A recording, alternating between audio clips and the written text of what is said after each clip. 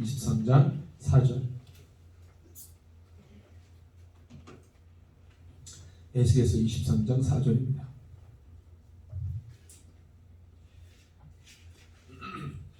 같이 읽겠습니다. 그 이름이 형은 오홀라요 아우는 오홀리바라. 그들이 내게 속하여 자녀를 낳았나니 그 이름으로 말하면 오홀라는 사마리아요 오홀리바는 예루살렘이니라. 아멘. 자, 우리가 성경을 읽을 때 이렇게 읽으면 참 좋아요. 자, 성경 본문에서 말하는 뉘앙스가 아주 심각하다. 그리고 죄에 대해서 아주 구체적으로 이야기하고 있다.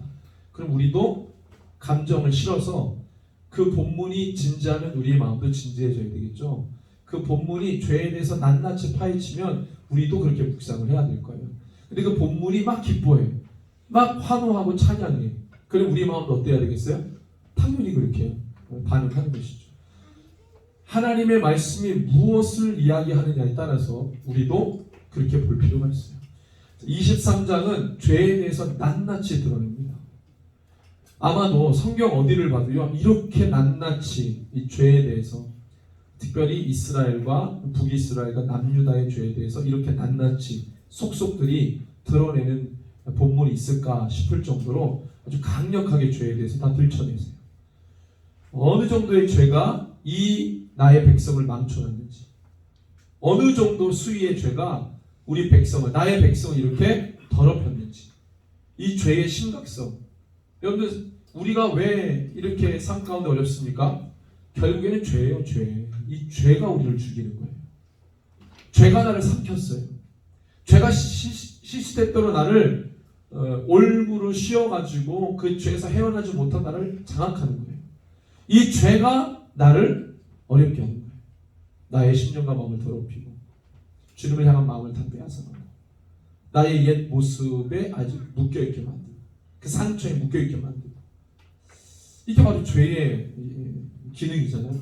이 죄라는 것이 하나님이 택한 백성도 망가뜨리는데 엄청나게 참혹한 모습으로 망가뜨린다. 23장의 내용은 죄의 그냥 죄의 어떤 내용 이렇게 말하면 좀 부족하고요. 죄의 어떤 이 잔악함, 그다음에 그 죄의 어떤 원형 그 모습, 죄의 어떤 폭력성, 죄의 어떤 더러움, 이것을 낱낱이 보여주는 게 바로 23장이다. 그래서 오늘 우리가 23장을 대할 때는 그 정도 수위의 느낌을 가지고 말씀을 좀 보는데 좀 선정적인 단어들도 있습니다. 근데 여러분들이 죄가 이렇게 선정적이구나, 죄가 이렇게 더럽구나, 죄가 이렇게 무섭구나, 잘라내버려야 될 정도로, 이거 죄는 우리가 뭐 봐주고 이럴 게 아니고요, 완전히 잘라내야 된다. 이렇게 우리가 마음을 가지고 말씀을 좀 봤으면 좋겠습니다. 처음에 우리가 4절에 거론한 도시가 나오죠. 사마리아와 예루살렘인데, 사마리아는 북이스라엘의 수도, 예루살렘은 남유다의 수도입니다. 남유다 출신의 에스겔에게 북이스라엘과 남유다 전체가 타락하게 된 원인을 주님이 지금 말씀하고 계세요. 그 원인, 왜 이 백성이 이렇게 됐는지를 남유다 출신 에스겔에게 북이스라엘 죄까지도 거론하시면서 말씀하세요. 자, 여기서 이제 도시를 거론했는데 이 도시를 사람 이름에 빗대어서 얘기했습니다. 그래서 사마리아를 뭐라고 이름했어요? 오홀라. 예루살렘을 뭐라고 이름했어요? 오홀리바. 이렇게 이름했습니다. 이 뜻이 있어요. 오홀라는 이 장막을 소유한 여인이라는 뜻입니다. 오홀라, 사마리아를 상징하는 오홀라는 장막을 소유한 여인. 오홀리바, 예루살렘을 상징하는 오홀리바는 장막이 그녀 가운데 있다. 이런 뜻입니다. 약간 차이가 있죠. 그래서 이 사마리아를 상징하는 오홀라는 장막을 소유한 여인, 이러니까 어감 자체가 어떤 느낌이냐면 본인이 인위적으로 뭔가를 만들어낸, 그래서 억지로 자기의 소유를 삼은 이런 느낌이 들어요. 두 번째, 오홀리바는 장막이 그녀 가운데 있다라고 하는 어감이 마치 처음부터 주어진 것으로 느낌이 와요. 근데 재밌게도 사마리아가 이 장막이라는 것이 성막, 하나님이 임재하시는 장소를 의미하는데, 물론 이 민족이 장막 생활을 하는 유목 민족의 이 민족이라는 특성도 이제 의미하지만, 이 장막 그러면 보통 구약에서의 장막은 사람이 텐트 치고 사는 그런 거주하는 장막이 아니고요. 하나님의 임재의 상징 장막, 회막 이렇게 표현을 합니다. 그러니까 사마리아는 역사적으로 보면은 원래 하나님이 인정하시는 성막 장막은 어디에 있었어요? 예루살렘이죠, 예루살렘. 근데 국가를 두 개로 쪼개면서 남유다에 있었던 예루살렘이 전통적인 하나님의 임재 장소로 주님이 지정했는데 국가가 분리되면서 그쪽에 자기네들이 임의대로 정한 장막을 만들었어요. 이게 북이스라엘이 우상 숭배하는 원인이 됐지만 그 말 속의 뉘앙스를 보면은요 똑같아요. 오홀라, 마치 자기가 임의대로 취한 장막, 자기 마음대로 정한 장막을 둔 곳. 그 다음에 예루살렘을 지칭하는 오홀리바는 본래부터 그 장막이 거기 있었던 것처럼 이야기를 하고 있는 것이죠. 예루살렘은 처음부터 하나님이 거룩한 땅이라고 지정한 곳. 그래서 이 이름대로 도시가 그런 흐름을, 분위기를 갖고 있는 것이죠. 근데 이제 둘 다 공유된 코드는 뭐냐면 장막이라는 거예요. 즉 하나님의 백성이라는 뜻이 되는 것이죠. 장막 안에 있는 존재들, 장막을 떠날 수 없는 존재, 하나님을 떠날 수 없는 존재, 그러니까 하나님의 백성이라는 것이 우리가 이제 알 수 있는 것이죠. 이 이름의 뜻에서 보면. 자, 근데 오늘 말씀에서 보니까요, 계속 거론되는 단어가 나와요. 굉장히 많이 나옵니다. 우리가 이게 23장이 굉장히 긴 장인데 49절까지 있는데 이 49절이 이어지는 동안에 반복해서 나오는 단어들이 나와요. 이 단어를 보면 23장은 이 죄를 이야기하는 거구나라는 걸 알 수 있어요. 총 17회나 등장하는 단어인데요. 행운, 음란, 음행 이런 단어입니다. 한글 번역으로는 한 3단어 정도로 표현했고요. 히브리어 원어를 보면 7가지 단어로 표현했어요. 굉장히 다 달라요.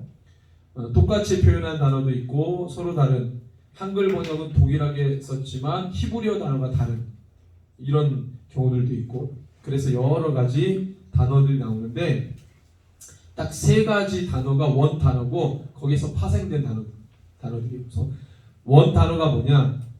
자나라는 히브리어 단어입니다. 자나. 이거는 가늠, 매춘, 창녀라는 단어예요. 그 다음에 타주누트. 이것도 역시 간통, 가늠, 매춘 뭐 이런 뜻입니다. 그 다음에 나프라는 단어는 가늠하다 이런 뜻이에요. 그러니까 뭐예요? 비슷비슷하죠 내용이. 근데 이 3 단어에서 여러 동사형과 명사형의 단어들이 파생돼서 전체 한 7개의 히브리어 단어가 23장에 있는 이 가늠, 음란, 행음 이 3 단어의 한글 번역으로 다 되어 있어요.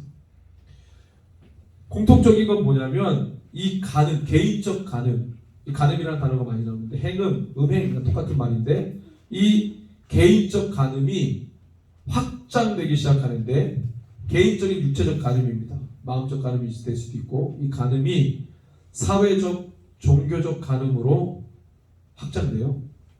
이것이 어디까지 확장되냐면 국제적 가늠으로도 확장이 되는 거예요. 이 의미로 좀 말씀을 드릴게요. 개인적 가늠 넘어서 사회적, 종교적 가늠 넘어서 국제적 가늠 이렇게 표현할 수 있습니다. 자, 핵심은 뭐냐? 한번 따라해 봅시다. 하나님을 떠났다. 핵심은 하나님을 떠난 거예요. 하나님에게서 이탈된 그들의 개인적 신앙이 사회적으로 그리고 종교적, 국제적으로 확장이 된 거죠. 모든 것을 인본주의적으로 자기중심적으로 이해하려는 불신앙적인 모습이 이 백성들 가운데 보였다는 겁니다. 그래서 죄들이 쭉 나오는데요. 어떤 죄를 다루는 본문 중에 이 가장 많이 하나님에게서 떠난 이 간음, 이거를 사실은 영적 혼합, 영적 배교 이렇게도 표현할 수 있습니다. 그래서 반이 나타나요. 여기서 영적 배교, 하나님을 떠났다, 하나님을 등졌다, 이걸 간음이라는 단어로 표현을 한 거죠. 그래서 육체적인 불경건의 씨앗이 국제적으로까지 확장되는데 우리의 삶을 다 파괴시키고 이 죄가 사회를 파괴시키고 종교적인 것도 다 파괴시키고 국가 전체가 이렇게 세속화되다 보니까 국제적으로도 제 기능을 하지 못하는, 그러니까 국가 자체를 완전히 망쳐놓는 거예요. 이 죄라는 것이, 이 영적 배교의 죄가. 그래서 이 하나님의 백성이 영적 배교는 가장 심한 죄죠. 하나님의 백성인데 하나님의 백성이 지을 수 있는 죄 중에 최고 수위가 바로 영적 배교예요. 하나님을 떠난 거죠. 하나님의 백성이 지을 수 있는 가장 큰 수위의 죄는 하나님을 떠나는 거죠. 근데 하나님을 떠났는데 어디로 갔냐면 우상 숭배, 다른 신들을 섬기는 거죠. 아예 신을 버리는 게 아니에요. 우상 숭배. 그래서 결국 그들에게 불경건한 백성이 되게 하고 교만하고 목이 곧은 백성이 되게 하는 것이죠. 그러니까 시작은 개인의 육체적 간음을 통해서 하나님을 떠났는데 이게 사회적으로, 종교적으로, 국제적으로 확장되면서 국가 전체를 망가뜨리는 영적 배교의 죄를 짓게 한다. 이게 다 맞물려 있는 것이죠. 다 맞물려 있어요. 근데 왜 이렇게 이런 죄를 짓게 되느냐, 이런 영적 배교의 죄를 짓느냐, 주목할 만한 이 구절, 세 구절이 나오는데 우리 6절, 7절을 한번 읽겠습니다. 왜 백성들이 이런 이 영적 배교를 짓게 됐는지, 하게 됐는지 6절, 7절 먼저 한번 읽어봅니다. 시작. 그들은 다 자색 옷을 입은 보관과 감독이요 준수한 청년이요 말타는 자들이라. 12절 같이 읽습니다. 시작. 그가 그의 이웃 아수르 사람을 연애하였나니 그들은 화려한 의복을 입은 고관과 감독이요 말타는 자들과 준수한 청년이었느니라. 23절도 같이 한번 읽습니다. 시작. 그들은 바벨론 사람과 갈대아 모든 무리, 북옷과 수아와 고아 사람과 또 그와 함께한 모든 아수르 사람 곧 준수한 청년이며 다 고관과 감독이며 귀인과 유명한 자요 다 말타는 자들이라. 이 세 가지 구절이 나오는데 이게 뭘 말하는 거냐면 이스라엘을 더럽힌 민족들에 대해서 얘기하는 거예요. 이스라엘, 하나님의 백성을 더럽힌 민족들, 대표적으로 아수르, 바벨론, 이들에 대해서 묘사하는 거예요. 여러분들 언뜻 들어오는 단어들이 뭐가 있습니까? 6절에 보니까 하나님의 백성을 더럽힌, 타락시킨 그 민족들을 어떻게 표현했냐면 6절에 자색 옷을 입은 고관과 감독, 준수한 청년, 말 타는 자들. 7절에 보니까 잘생긴 그 모든 자들. 12절에 보니까 화려한 의복을 입은 고관과 감독, 말 타는 자들, 준수한 청년. 23절에 준수한 청년, 다 고관과 감독이며 귀인과 유명한 자고 말 타는 자들. 하나님의 백성을 타락시킨, 더럽힌, 영적 배교를 하게 만든, 하나님을 떠나게 만든 개인적 간음으로 시작해서 사회적, 종교적, 국제적으로 완전히 이 국민을 망가뜨린 그렇게 하게 만든 그 민족들에 대해서 이렇게 표현합니다. 이들이 누굽니까? 하나님의 백성을 미혹하게 한 사람들. 이들에게서 느끼는 게 뭐냐? 세상의 화려함, 성공의 모델, 우리가 누리고 싶은 지위를 갖고 있는 그 명예, 대단한 지위자들, 각계각층의 영웅들. 그러니까 이 백성들, 하나님의 백성이 볼 때 와, 대단하다. 저들이 가지고 있는 문명도 대단하고, 저들이 가지고 있는 문화도 대단하고, 저들이 입고 있는 패션도, 저들이 가지고 있는 지위도 우리보다 대단하다, 화려하다, 웅장하다, 모든 게 우리보다 낫다.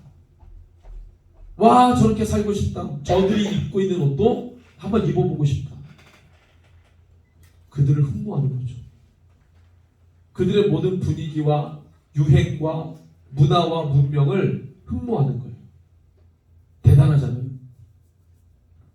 그들의 방식을 따르고 싶어하고, 그죠? 우리가 하는 거는 좀 조잡스러워 보이는데 그들이 하는 방식은 대단해 보이는 거. 비교하는 거죠, 비교. 하나님의 백성이 하나님을 모르는 그들이 가지고 있는 문화와 문명과 그들의 방식을 너무 좋아하는 거예요. 따르고 싶어 하는 거예요. 나홈 3장 4절을 한번 볼까요? 나홈서 3장 4절.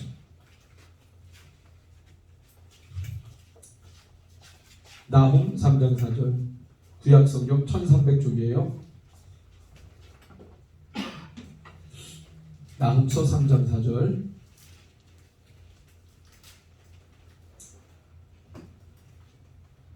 같이 읽습니다. 이는 마술의 능숙한 미모의 음료가 많은 음행을 함이라. 그가 그의 음행으로 여러 나라를 미혹하고 그의 마술로 여러 족속을 미혹하느니라. 네, 나훔 선지자는 니누에, 아수르 니누에의 심판을 선포한 선지자잖아요. 이 니누에 사람들에 대해서 얘기하는 거예요. 아수르.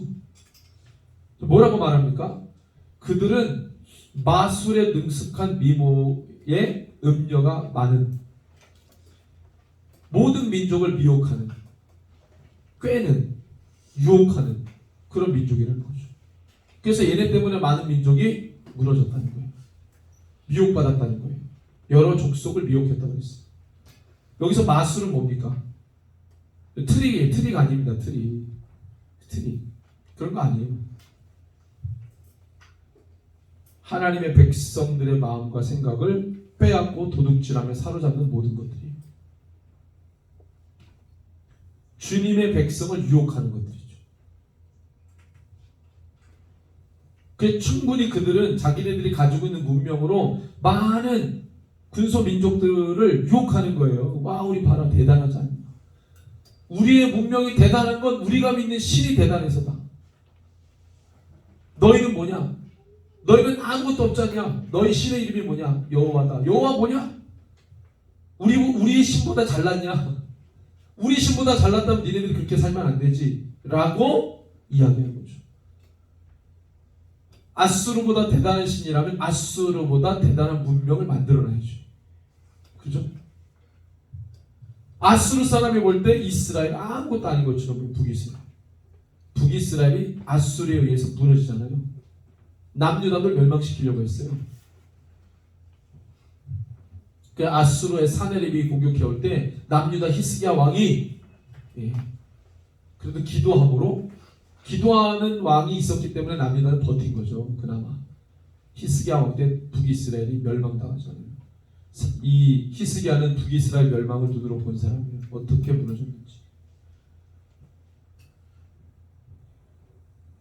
자기네들을 흠모하는 북이스라엘 백성이 아수르를 흠모했지만 자기네들을 흠모하는 그 국가가 결국에 북이스라엘을 무너뜨렸어요.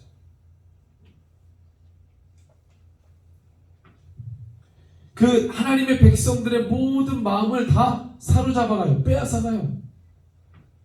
그래서 하나님을 향해 있어야 될 우리의 마음을 그 세상 어떠한 것에 다 빼앗기도록 만드는 것이죠. 다 거기에 가서 우리의 마음을 다 내어주도록 하는 거예요.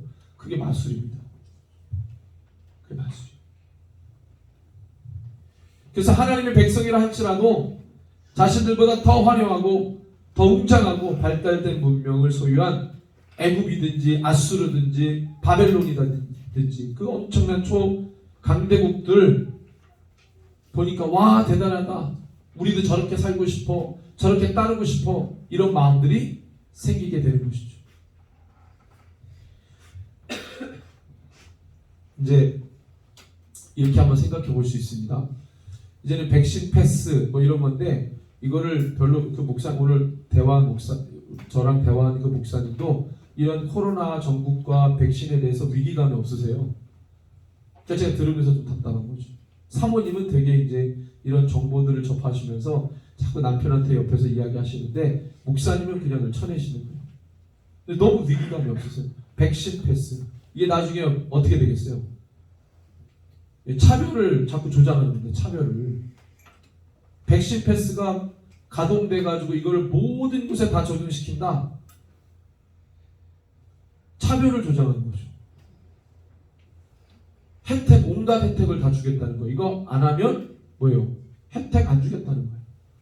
이 사람이 취업하는데도 오늘 뭐 식당 갔잖아요. 우리 식당 가면은 저는 몰랐는데 이 위드 코로나 때 10명으로 확장시켜놨어요. 근데 보니까 거기 조그맣게 괄호치고 그걸 못 본 거예요. 우리가 10명인데 그 중에 6명은 꼭 백신을 맞아야 돼. 4명은 안 맞은 사람 4명까지만 모일 수 있는 거예요. 이 위드 코로나에도 자꾸 차별을 그죠? 니네는 안 맞았으니까 니네는 많이 모이지만 많이 모여. 4명만 모여. 쭈구리처럼 4명만 모일게요 이러고 있어요. 쭈구리처럼. 그럼 그 목사님은 또 그건 인정해요. 아니 누가 청년이 와서 물어봤대요. 백신 맞아야 돼요? 그런데 목사님이 내가 생각할 때는 말이야 백신이 지금 맞아도 또 코로나 걸리는데 내 생각에는 안 맞았으면 하지만 너가 판단해서 결정해 이렇게 얘기했다는 거예요. 받으라는 얘기야 받으라는 얘기예요. 저는 이렇게 얘기할게요. 저한테 백신 맞아야 돼 안 맞아야 돼 물어보면 저는 맞지 말라고 말합니다. 왜? 논리적으로 안 맞으니까. 내가 이게 이상하다고 생각하면은 다른 사람한테 왜 이상한지를 얘기해줘야죠. 그럼 나는 이상해서 나는 안 맞는데 당신이 생각해서 괜찮으면 맞으라. 우리가 이 정도 백신의 위기감을 위험 수위를 이 정도로 갖지 않아요. 이거는 웬만하면 맞지 말아야 되는 정도입니다. 웬만하면 불이익을 조장해 계속. 왜? 어떤 백신을 만들어 놓고 이렇게 한 적이 있나요? 단 한 번도 없죠. 근데 국민들은 그냥 따라가요. 따라가. 아니 감기 백신 나왔을 때도 이렇게 안 했잖아요.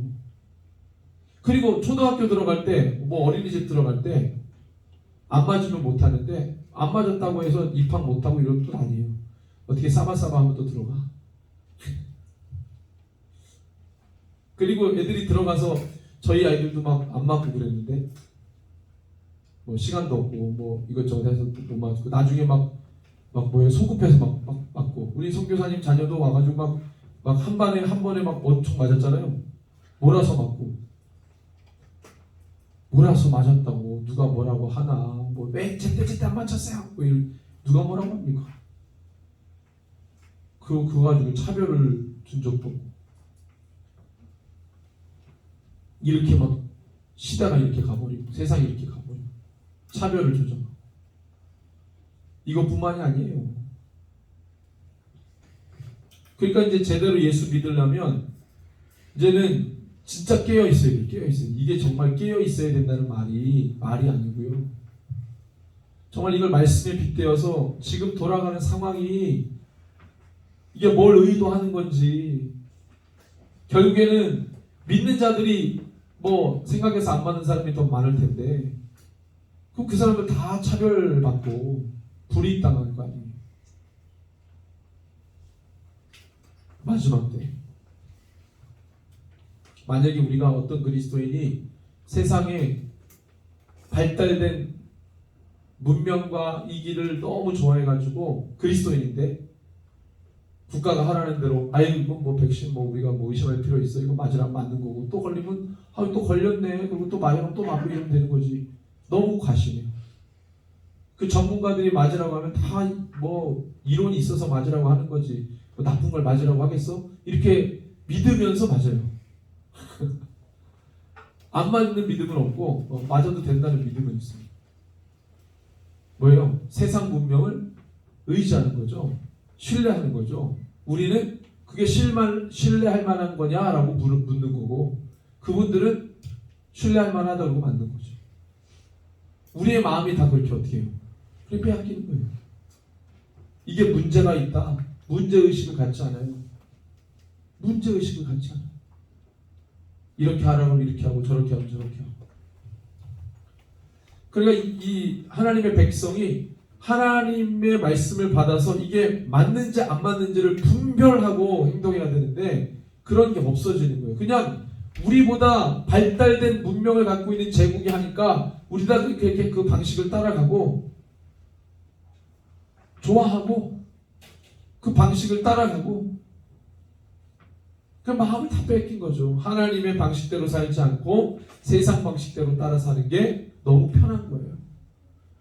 우리도 마찬가지 중에 백신 맞고 살면 편하죠. 다 혜택을 주니까. 근데 우리는 백신 안 맞으면은 식당 갈 때도 눈치 봐야 돼요.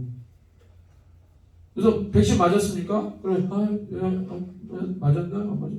얼버무리는 거지. 눈치 봐야 돼, 눈치. 안 맞았어요. 한 고깃집에 안 맞았어요. 그랬더니 째려보고 거기 안 갔어요. 우리 거래처를 바꿨어. 오늘 간 데는 주인 아저씨하고 아주머니 얼마나 친절한지 한 110 맞았어요. 그래서 얼버무렸죠. 그랬더니 그냥 지나가시더라고요. 그래서 이제부터 여기 오자고. 아유, 뭐 고기 먹으러 가는데 뭐 그런 눈치 한 번도 본 적 없는데 사회가 이래 보니까 돼버려가지고, 그러니까 이런 생각이 드는 거야. 이게 백신 맞아버려. 백신 맞으면 눈치 안 보잖아요. 그런 식으로 가다 보면 다 내어주는 거죠. 우리가 조금 이거를 자근자근 씹어서 본다 그러면, 왜 이스라엘 백성들이 하나님을 섬기면서 왜 그 거대 문명의 방식을 따라가고 그들이 섬기는 우상 숭배를 하냐고요. 동화도 아니고 이유가 있을 거 아니에요. 여기서 오늘 말씀하시잖아요. 23장. 너희들이 아수르나 바벨론을 따라가는 이유는 그들이 대단하게 보이기 때문이다. 대단하게. 봐라, 말을 타고 준수한 외모에 좋은 옷을 입고 대단한 지위를 가지고 있는, 엄청난 영향력을 가지고 있는 저 사람들을 봐라. 너희들보다 대단. 이런 심리가 있기 때문에 우리의 마음을 다 빼앗겼다. 나는 하나님의 백성이다. 그거를 거절하고 거부할 수 있어야 되는데 그게 없는 거예요. 그래서 우리 안에 그런 심리가 결국 하나님의 백성이라는 정체성을 버리고 세상 문화에 부역하는 인생이 되고 마는 거죠. 그래서 하나님의 백성에 대한, 그리스도인에 대한 자부심을 찾아볼 수가 없는 거예요.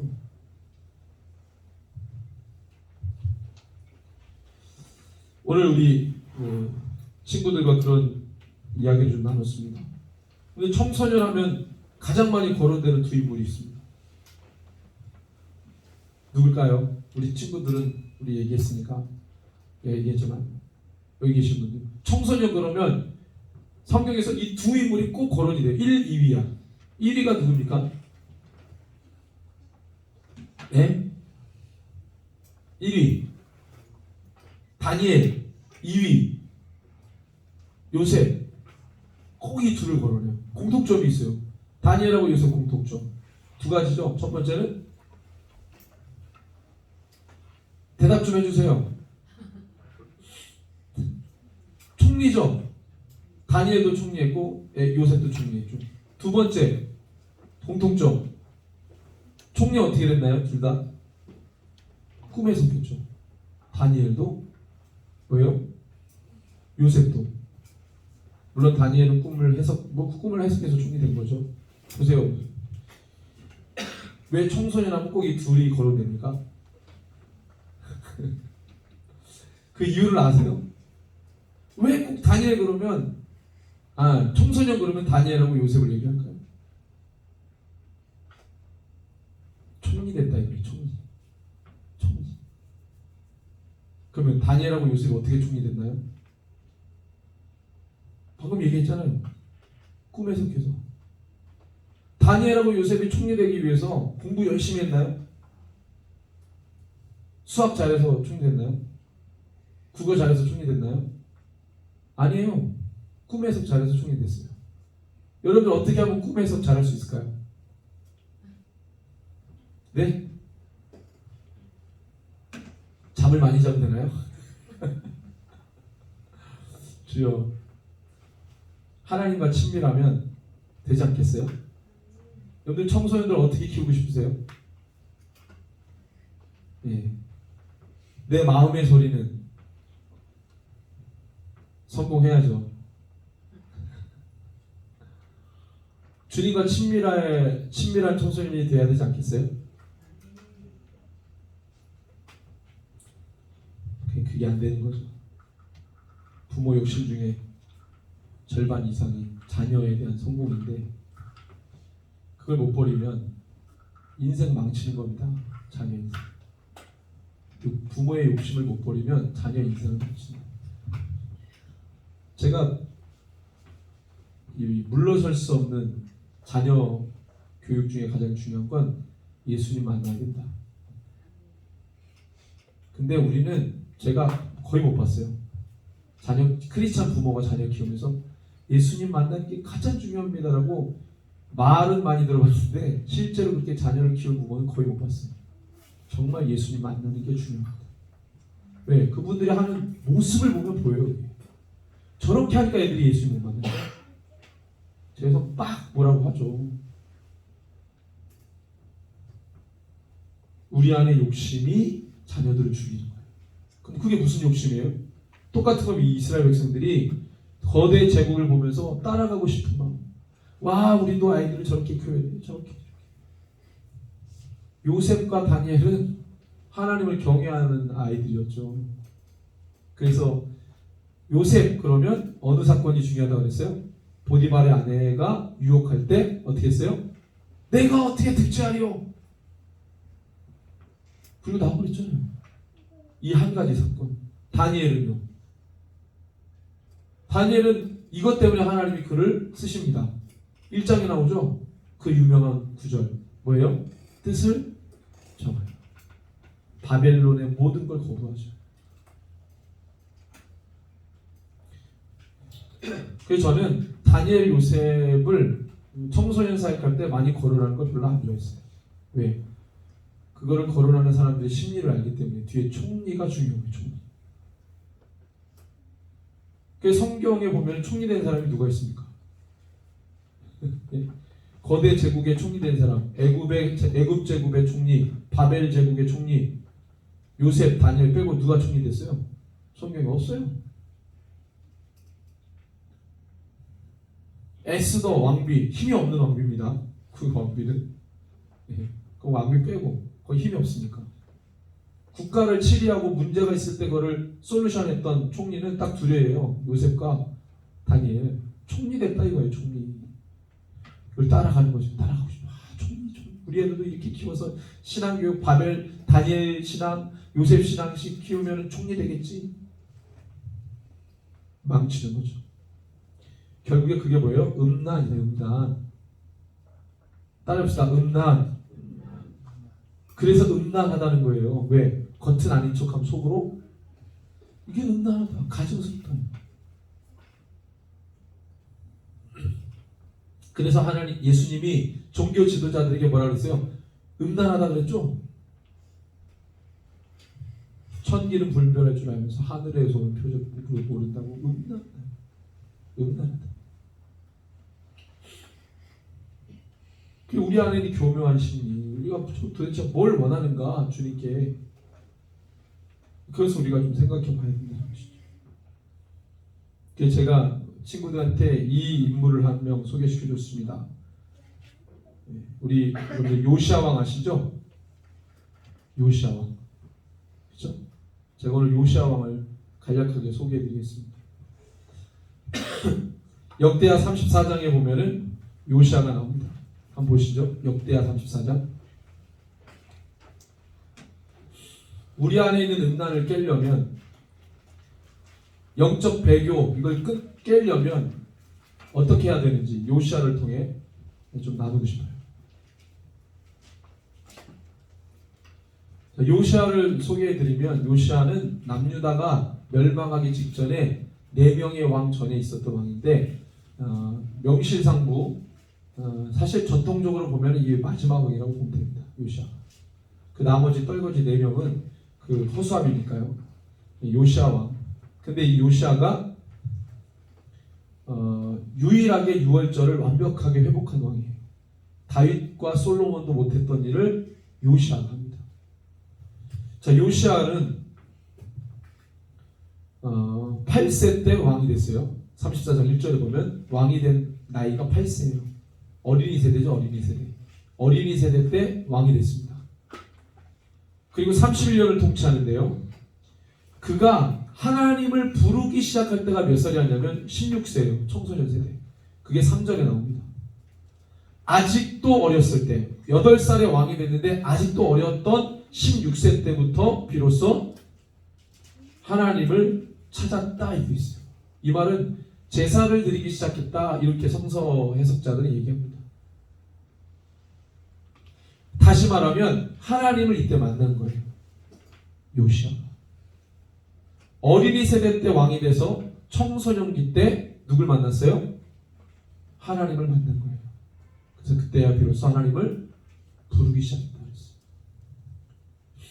하나님을 만나니까 요시아가 어떻게 하게 되냐면 그 이후에 열왕기 하에는 이렇게 일목요연하게 안 나와요. 역대기에만 이렇게 나오는데 그가 하나님을 비로소 찾으면서 12년 그러니까 20살 때 청년 세대 때 유다와 예루살렘을 비로소 정결하게 하고 우상을 다 깨부십니다.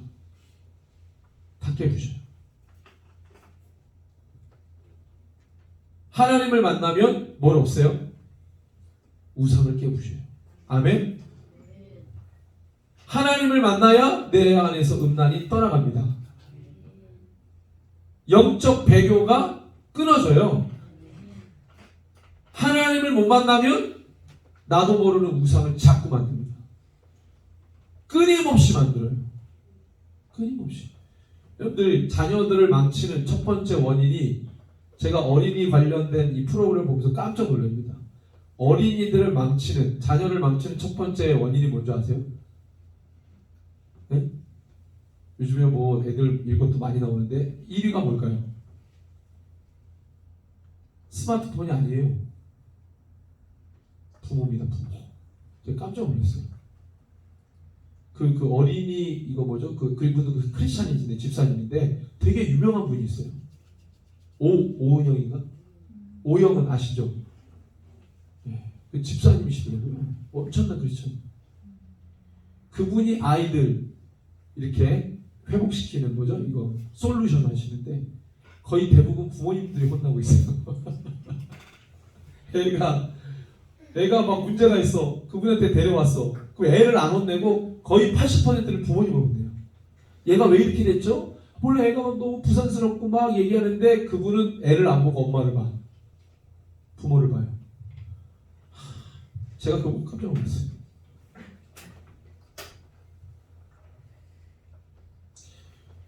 그러니까 애가 태어나서 첫 번째 가장 먼저 만나는 사람 그로부터 모든 걸 배웁니다. 이게 어그러지면 다 깨지는 거예요. 스마트폰이 문제가 아니에요. 그래서 스마트폰이라는 문명의 인계를 만나기 전에 이미 그 아이는 정서적으로 망가졌어요.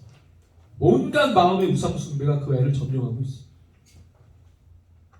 그래서 여러분들 가능하면 우리 아이들한테도 그래요. 가능하면 어렸을 때부터 누굴 만나야 돼요?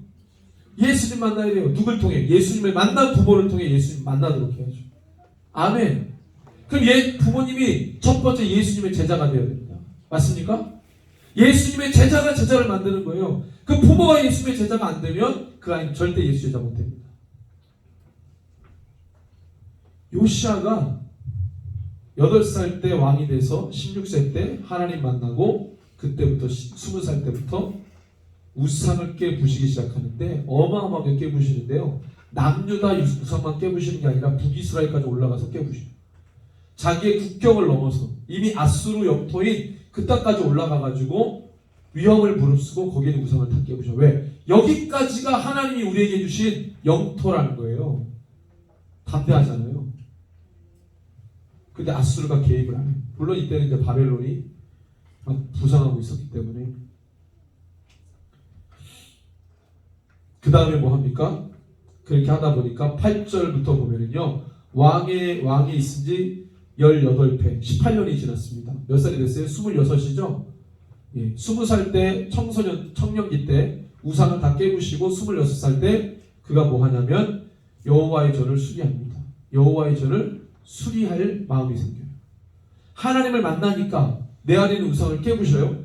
깨부시고 주님과의 관계를 더 잘 가져가기 위해서 성전을 보는데 성전이 수리해야 되겠다는 마음을 그때 갖습니다. 근데 성전 수리를 왜 할까요? 예배를 회복하기 위해서. 그래서 예수님을 만난 사람은 예배를 중요하게 생각합니다. 아멘.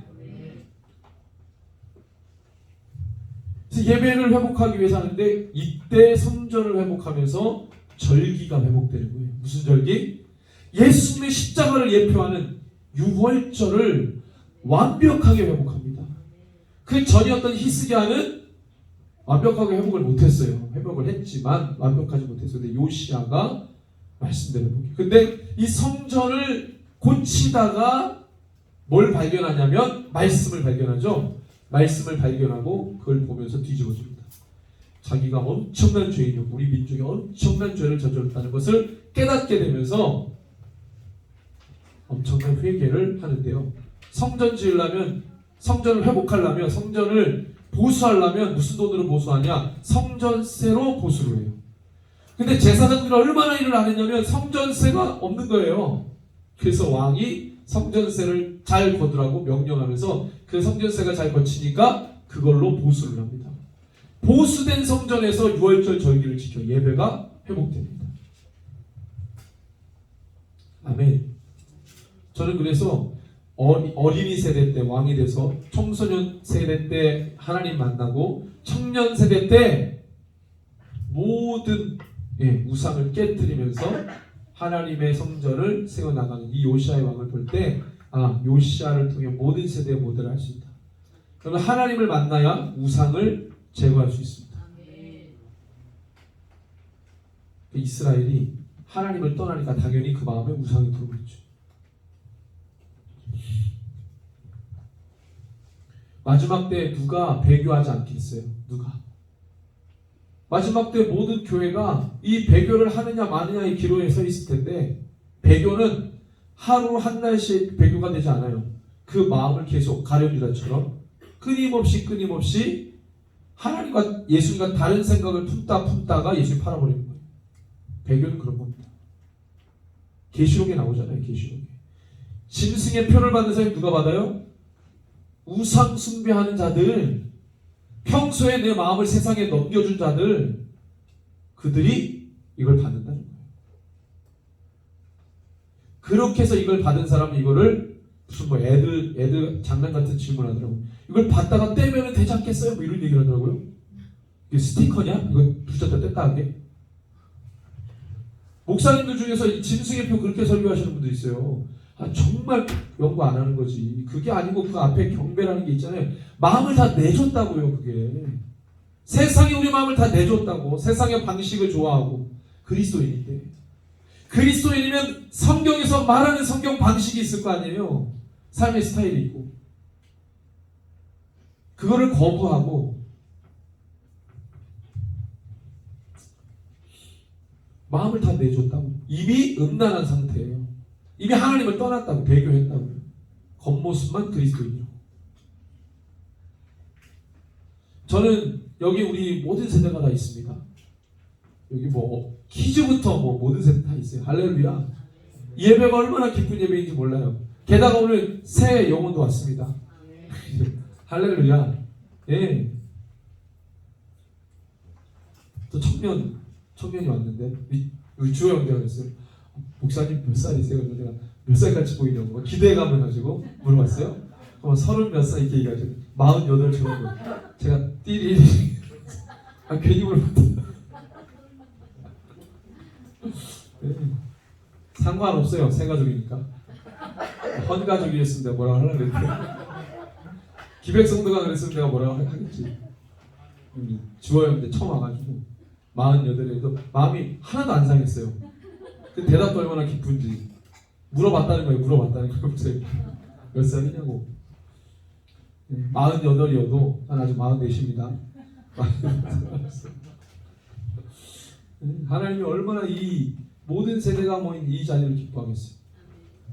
여러분들 가장 시급한 기도 제목은요, 주님을 만났는데 어제 만난 거 가지고 오늘 못 살아요. 이걸 꼭 여러분들 기억하십시오. 어제 만났지만 오늘 또 만나요. 주님, 날마다 주님 보기를 원합니다. 자꾸 10년 전에 만난 거 가지고 울고 먹지 마시고 매일 만나요. 매일. 그럼 주님 안 만나주겠어요. 주님, 내가 바쁘다. 너 왜 나만 보니? 내 주님만 봅니다. 주님 없으면 못 삽니다. 말씀 보는 걸 힘들어하지 마시고 말씀을 봐야 내가 산다 이렇게 생각하면 안 보겠어요. 아멘. 기도하는 거 힘들어하지 말고 예배하는 거 힘들어하지 말고 그걸 해야 내 영이 살지 않겠어요? 내 영이 살아야죠. 마음껏 찬양하고 기뻐 뛰면 이 시간이 아니면 누가 우리가 주를 위해서 기뻐 뛰겠습니까? 이 시간이 아니면 우리가 언제 주를 왜 기뻐 뛰겠냐고요. 저는 너무 좋아요. 너무 좋아요. 우리 이 시간에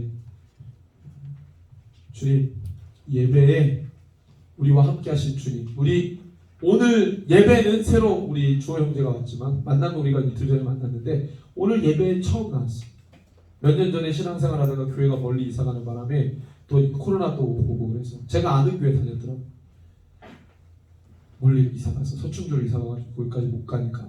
근데 오늘 예배를 드리면서 오늘 신앙생활 시작하는 주의 형제부터 시작해서 여기는 모든 자들이 주님 오늘 이 시간 주님 만나기를 원합니다. 주님 내 안에 주인 되셔서 나의 마음을 주께서 사로잡아 주옵소서. 이 마음을 빼앗기지 않게 해주시고 다른 것들 쳐다보면서 와 대단하다 대단하다 말하지 않게 해주시고 우리의 찬양은 오직 주님만 받으십니다. 우리가 높일 대상은 주님이십니다. 우리가 다른 세상 것 바라보면서 대단하다 멋지다라고 말하지 않습니다. 주님 우리 주님만 우리의 모든 것 되시고 위대하신 분입니다. 우리가 그 주님만 찬양합니다. 우리 마음 가운데 음란에서 주님 바라보지 않고 영적 배교했던 모든 것 다 회개합니다. 아버지 주님보다 더 사랑했던 것 주여 용서해 주시옵소서. 알고 봤더니 이건 다 영적 배교였습니다. 하나님 이 시간에 우리의 마음을 주님께로 다시 한번 되돌리길 원합니다. 돌아가길 원합니다. 다음 자가 돌이켜서 아버지를 생각하면 내가 앞으로 가고 싶다. 내가 종의 신분이라도 내가 아버지께로 돌아가고 싶다 말했던 것처럼 주여 이 시간에 주님 앞에 다시 한번 나아갑니다. 머리부터 발끝까지 주의 거룩한 영으로 나를 사로잡아 주시옵소서. 내 안에 영적 배교했던 모든 것 다 깨뜨려 주시고 오직 주님만 정비하게 하여 주시옵소서. 내 삶을 누리는 선택 간구하겠습니다. 주여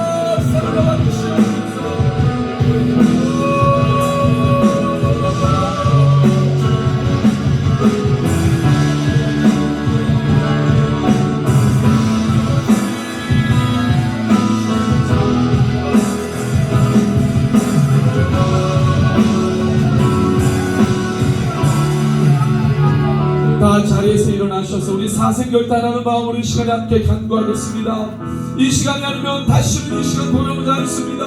오늘 이 자리에 서서 우리가 주의 이름을 부르며 찬양하고 기도할 때에 우리를 세워쌌던 모든 어둠이 다 떠나가게 될 줄로 믿습니다. 하나님, 우리 심령에게, 우리 영혼에게 명령합니다.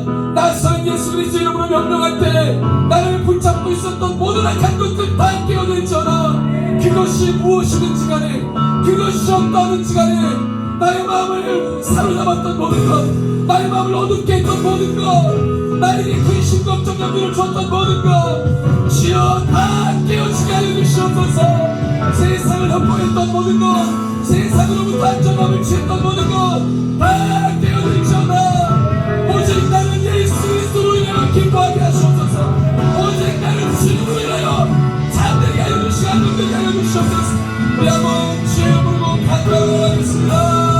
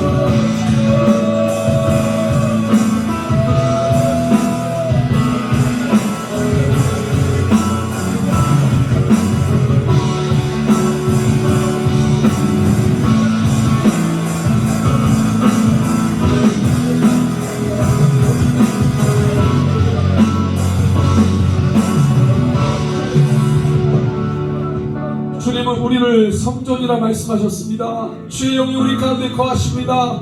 우리 속 깊은 곳에 주여 임재하여 주시옵소서. 하나님, 키리시 어린이, 청소년, 청년, 시니어 모든 세대가 여기 있습니다.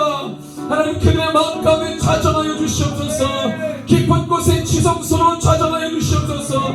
주의 보호자로 삼아 주시옵소서. 어둠은 떠나가고 주의 거룩한 영이 우리 심령과 마음 가운데 임하여 주시옵소서. 우리 모든 세대, 특별히 다음 세대 올려드리면서 주여 주의 성전 삼아 그 세대가 주님 안을 경외하게 하여 주시고 거룩하신 하나님만 바라보는 예배케 하여 주시옵소서. 우리 함께 기도하겠습니다.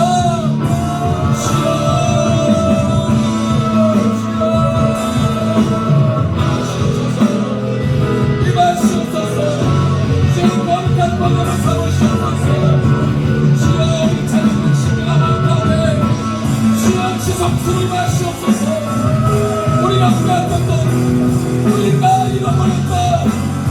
주여 그 지성소, 주님이 구하시겠다고 말씀하신 지성소, 주여 우리가 무슨 거룩한 준비합니다. 예수 그리스도의 보혈로 우리 시고 바르시고 주여 우리 가운데 정결하게 하시옵소서. 하나님의 성령을 받으사 계십니다. 우리 온몸과 마음을 깨끗하게 하셨습니다. 날 가지고 떠나있잖아. 날 가지고 떠나있잖아.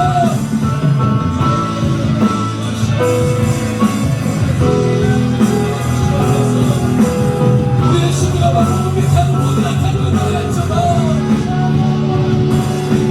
우리의 무력하게 만드는 모든 괴물들, 세상에 그 어떤 것에 재미에 빠지지 않는 것들, 세상에 관심을 위한 것들, 주여 다 깨끗게 하시옵소서. 성령의 물로 성령의 물로 들으시옵소서.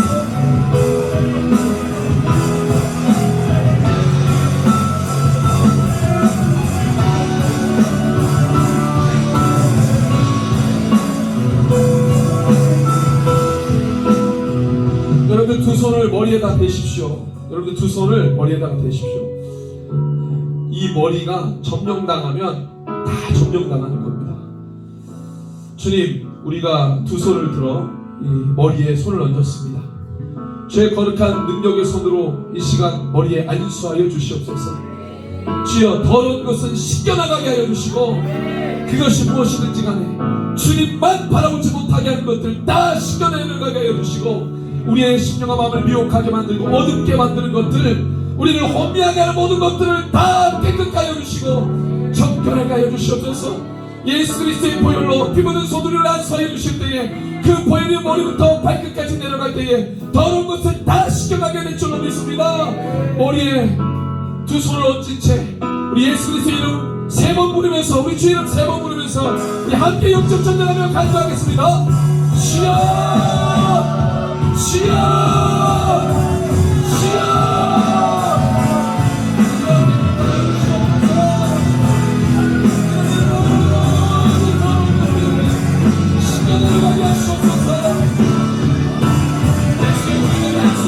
예수의 무료로 우리를 정결하게 하십니다. 깨끗하게 하십니다. 깨끗한 정결하게 하시니 우리를 오시켜 주옵소서. 우리 안에 모든 더러운 것 같잖아. 우리의 생각과 마음으로 밑에는 모든 다 가지신 것 같잖아. 주여 역사하시옵소서. 주여 안내시옵소서. 내 머리에 주시는 주님을 찬양합니다. 너만 사탄의 우리의 머리를 정결하지 못하게 하시옵소서. 깨끗하게 하시옵소서. 온전케 하시옵소서. 우리 더럽게 모든 것들이 떠나갈지어다.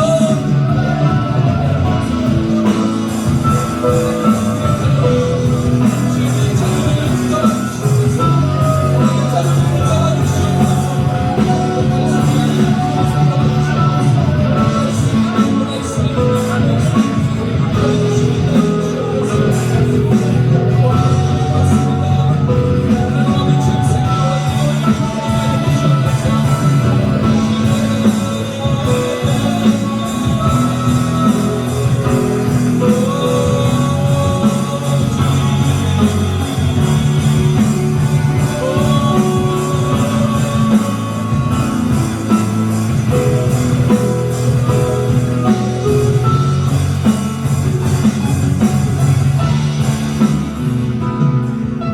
그가 내게 이르시되 인자야 이 뼈들이 능히 살 수 있겠느냐 하시기로 내가 대답하되 주 여호와여 주께서 하시나이다. 또 내게 이르시되 너는 이 모든 뼈에게 대언하여 이르기를 너희 마른 뼈들아 여호와의 말씀을 들을지어다. 주 여호와께서 이 뼈들에게 이같이 말씀하시기를 내가 생기를 너희에게 들어가게 하리니 너희가 살아나리라.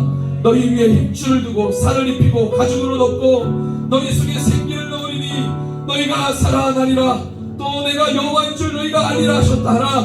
아멘. 우리가 이 시간에 온 마음을 다해 선포합니다. 생겨 불어올지어다. 우리 영혼에게 명령합니다. 우리 자녀들에게 명령합니다. 우리 삶의 모든 현장에 가족에게 명령합니다. 생겨 불지어다. 우리가 선포할 때 반드시 살아날 줄로 믿습니다. 여호와인 줄 알게 될 것입니다. 우리 한번 더 선포합니다. 주 이름으로 간구합니다. 주여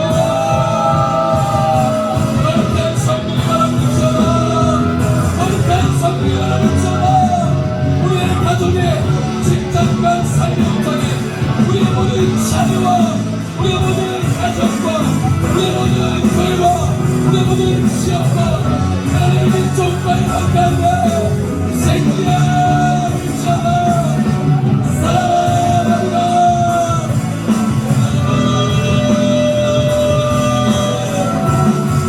살아날 것입니다. 살아날 것입니다.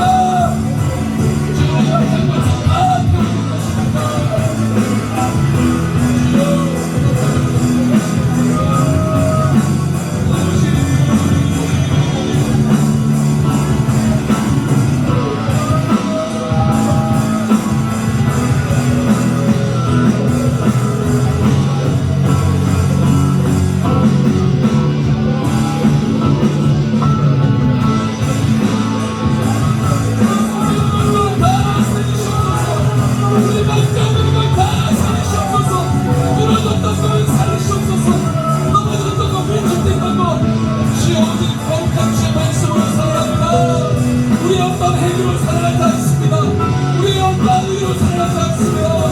주의 말씀으로 오직 주의 말씀으로 살아나고 있습니다.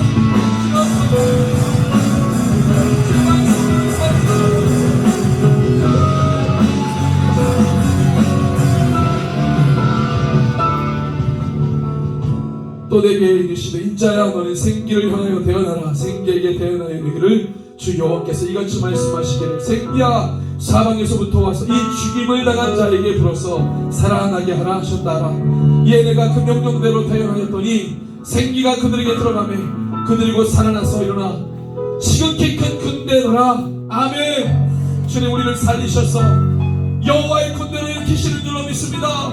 세상의 모든 악한 것들과 싸워 이기는 군대, 마지막 날의 모든 세대가 여호와의 군대가 되는 줄로 믿습니다.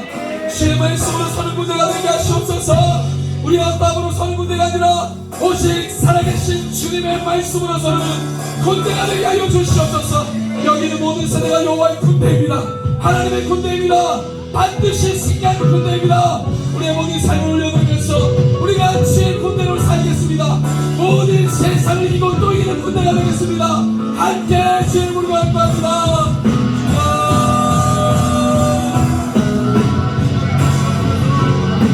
전쟁의 군대가 되게 하시옵소서. 영혼들을 살리는 군대가 되게 하시옵소서. 우리의 칼로 적들을 무너뜨리며 우리의 칼로 영혼들을 살리는 군대가 되게 하시옵소서. 세상 이기는 군대, 이기고 또 이기는 군대, 여호와의 군대를 외쳐라.